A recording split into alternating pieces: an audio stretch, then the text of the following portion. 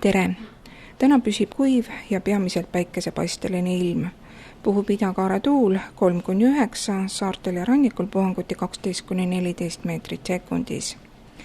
Kella 11 ajal oli õhusooja 22–26, tuulele avatud rannikul 17–20 kraadi. Pärastlõunal tõuseb õhutemperatuur veel 2–4 kraadi võrra. Ööl vastu homset on selge või vähese pilvisusega ning sajuta.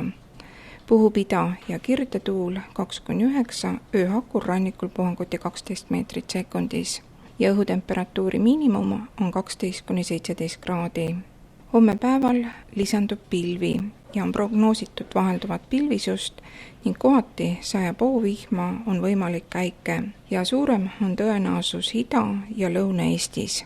Puhub ida- ja kirdetuul 3–10 meetrit sekundis, häikese pilve all võib olla ka tugevamaid tuulepuhanguid. Sooja tuleb homme 22–27, kohati kuni 30 kraadi. Laupäeval ilm on vähese ja vahelduva pilvisusega, ööhakul ja pärastlõunal võib kohati sadada hoovihma ja olla häikest. Puhub kirde- ja idatuul 2–7 meetrit sekundis. Sooja on öösel 10–17, päeval 24–30, tuulele avatud rannikul 21 kraadi. Pühapäeval on mandril ilm selge või vähese pilvisusega ja peamiselt sajuta. Saartel on aga pilvisem ja võib hoovihma sadada ja ka häikest olla. Puhub ida- ja kirdetuul öösel kiirusega 1–7, päeval 3–9 meetrit sekundis.